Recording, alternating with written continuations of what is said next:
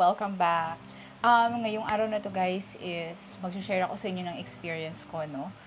Meron na charge sa akin na fee from BDO na hindi ko talaga alam na meron palang ganitong klaseng fee na nag-i-exist. So, without further ado, let's begin. So, alam din naman guys na meron akong BDO Shopmore credit card, diba? So, first time ko siyang ginamit pag-purchase ng items sa TikTok. So, alam natin, ang TikTok ay para na rin siya ngayong Lazada or Shopee na maraming sellers din na nagbebenta ng mga products nila sa mga TikTok shops. Okay? So, na-charge ako guys ng cross-border fee. So, ano ba tong cross-border fee na to? So, ito yung ina-apply sa mga transactions na ginagamit natin pambayad yung ating credit card sa mga purchases natin sa mostly international e-commerce merchants. So, ano ba tong mga e-commerce merchants na to? So, ito po yung mga negosyo na nagbebenta ng mga products and services nila through internet. Okay? So, ano ba example ng mga e-commerce merchants? So, kasama dyan yung Amazon, yung eBay, even yung Upwork, and I believe kasama rin dito si TikTok kasi siya po ay social e-commerce platform din. So, ngayon, nag-purchase ako guys sa TikTok ng dalawang items. So, yung isa is halagang 438 pesos and yung isa is 2,190. Ginamit ko si BDO Shopmore. So, the next day guys, nag-check kasi ako ng aking pending and unbilled transactions sa BDO online app. Every time ginagamit ko online yung card ko. Kasi para ma-make sure ko lang na tama yung amount na na-charge. So, nung pag-check ko guys, nakita ko na medyo mataas or hindi parehas yung amount na na-charge sa akin. So, imbes na 438 lang, ang nakita ko is 442 pesos and 38 cents. And doon sa 2,190 na binayaran ko, ang na-charge is 2,211 pesos and 90 cents. So, kung mapapansin nyo, hindi naman talaga ganun kalaki yung nadagdag. Pero syempre, first time ko, so nagulat ako dahil hindi ko ine-expect yun. At by that time, hindi ko pa alam na meron palang cross-border fee. So, ang ginawa ko guys, tumawag ako sa BDO. And this is the worst ever na ayoko talaga sa BDO. Ang hirap-hirap talagang tumawag. And nararamdaman ko kayo guys, every time magko-comment kayo sa mga videos ko na hindi kayo nakakakuha ng representative. Kasi guys, inabot din ako ng 1 oras bago ako nakakuha ng representative sa linya. Pagkakuha ko ng representative, sinabi ko kagad yung concern ko and sinabi sa akin na tama naman daw talaga yung na-charge, 438 and 2,190.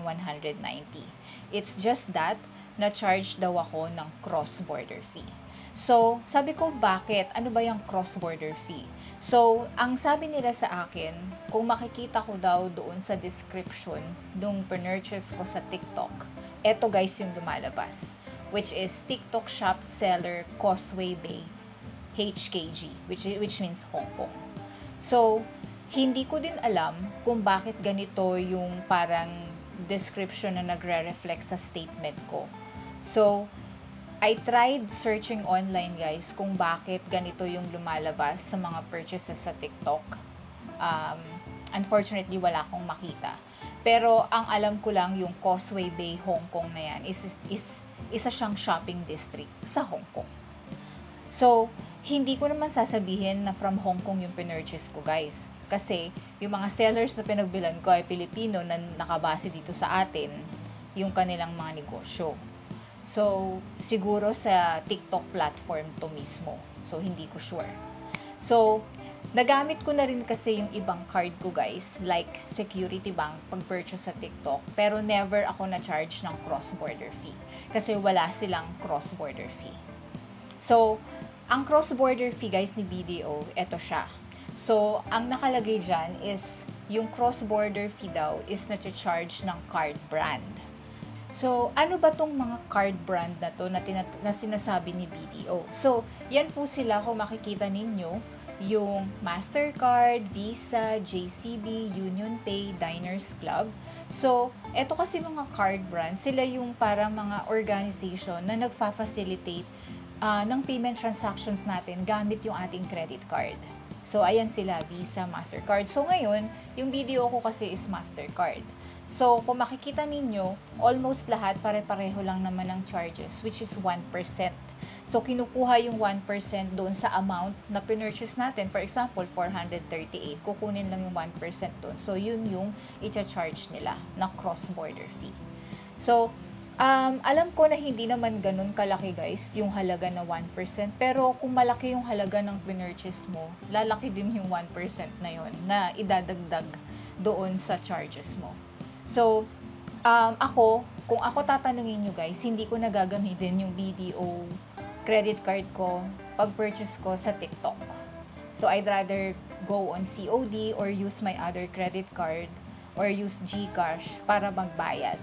Kasi, first time ko tong na-encounter, ginagamit ko naman yung BDO credit card ko sa Lazada. Pero wala naman akong nakikitang charges ng cross-border fee. So, eto lang, sa TikTok lang, nagamit ko yung BDO. So, I'm not sure why. Yun lang guys, yung gusto kong i-share sa inyo kasi for awareness din, no? Para hindi rin kayo ma-shock. Pagkita nyo ng inyong statement, oh, eto yung pinurchase ko, bakit ganito yung charge? 'Di ba? And I highly recommend guys na lagi nyong i-check yung pending and unbilled charges sa inyong BDO online app kapag ginamit nyo yung inyong credit card, just to make sure lang na tama yung amount na na-charge sa inyo at maging aware din kayo na nag-i-exist pala itong cross-border fee na charges. Okay? So, kung meron pa kayong question guys, just leave your comment below. And marami pong salamat sa panunood and continued support. Huwag po sana kayo magsasawa. See you again on my next. Bye!